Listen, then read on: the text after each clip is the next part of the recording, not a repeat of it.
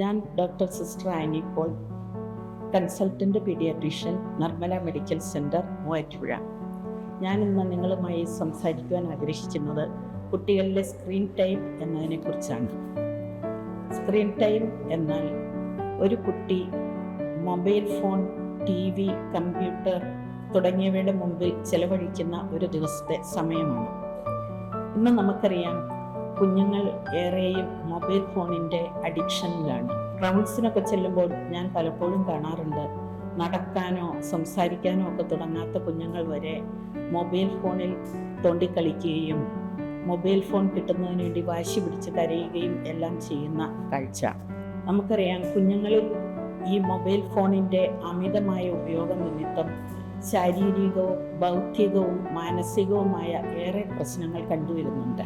ഓടിക്കളിച്ച് മറ്റു കുട്ടികളുമായി കൂട്ടുകൂടി നടക്കേണ്ട കുഞ്ഞുങ്ങൾ ഒരു മൊബൈൽ ഫോണുമായി വീടിൻ്റെ ഏതെങ്കിലും ഒരു കോണിൽ ഒതുങ്ങിക്കൂടുമ്പോൾ അവരുടെ ശാരീരിക വളർച്ചയെ അത് കാര്യമായി ബാധിക്കുന്നു. കുട്ടികൾ സെഡൻഡറി ലൈഫിലേക്കും അതുപോലെ അമിതമായ വണ്ണം, മറ്റു ജീവിതശൈലി രോഗങ്ങൾ തുടങ്ങിയവയിലേക്ക് വഴുതി വീഴുന്നു. കൂടാതെ ഈ കുഞ്ഞുങ്ങളിൽ ഏറെ നേരം സ്ക്രീനിന് മുമ്പിൽ ഇരിക്കുന്നത് മൂലം കാഴ്ചശക്തി കുറഞ്ഞു വരുന്നതായി കണക്കുകൾ കാണിക്കുന്നു. ഈ കുഞ്ഞുങ്ങളിൽ ചിലർക്കൊക്കെ ഭയം, ഉത്കണ്ഠ, ഡിപ്രഷൻ തുടങ്ങിയ അമിതമായി ഉണ്ടാവുകയും ചിലരെങ്കിലും ആത്മഹത്യാ പ്രവണതയിലേക്ക് എത്തിച്ചേരുകയും ചെയ്യുന്നു. ഇവരിൽ പലരിലും ഉറക്കക്കുറവ്, ഓർമ്മക്കുറവ്, ഭക്ഷണം കഴിക്കാനുള്ള ബുദ്ധിമുട്ട്, ഇങ്ങനെ പലതും കണ്ടുവരികയും അതുപോലെ ഇവർക്ക് കോൺസെൻട്രേഷൻ വളരെയധികം കുറയുകയും അവർക്ക് പഠന വൈകല്യങ്ങൾ ധാരാളമായി കാണുകയും ചെയ്യുന്നു.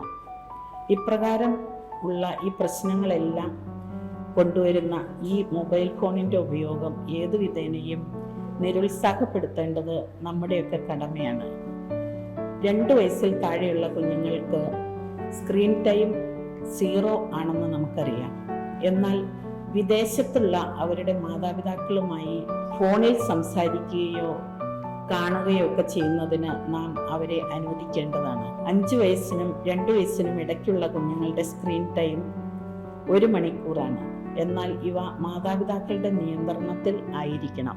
5 വയസ്സിനും 18 വയസ്സിനുമുള്ള കുട്ടികളുടെ സ്ക്രീൻ ടൈം അവരുടെ ഫിസിക്കൽ ആക്ടിവിറ്റി, ഉറക്കം, അതുപോലെ സോഷ്യൽ ഇൻട്രാക്ഷൻ എന്നിവയ്ക്ക് ഭംഗം വരാതെ അവരുടെ സ്ക്രീൻ ടൈം നിയന്ത്രിക്കേണ്ടതാണ്.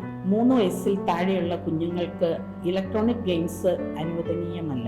ഈ ഇടയുള്ള പഠനങ്ങളിൽ കാണുന്നത് 8 വയസ്സിനും 18 വയസ്സിനുമുള്ള ഇടയ്ക്കുള്ള കുട്ടികളിൽ 41% കുട്ടികൾ ഒരു ദിവസം 7 മണിക്കൂറിൽ കൂടുതൽ മൊബൈൽ ഫോൺ ഉപയോഗിക്കുന്നു എന്നതാണ്. ഇത് വളരെ ആശങ്കാജനകമാണ്. നമ്മുടെ കുഞ്ഞുങ്ങളിൽ മൊബൈൽ ഫോണിൻ്റെ ഉപയോഗം കുറയ്ക്കുന്നതിനായിട്ട് പേരൻസിന് ചെയ്യാൻ പറ്റിയ പങ്കുണ്ട്.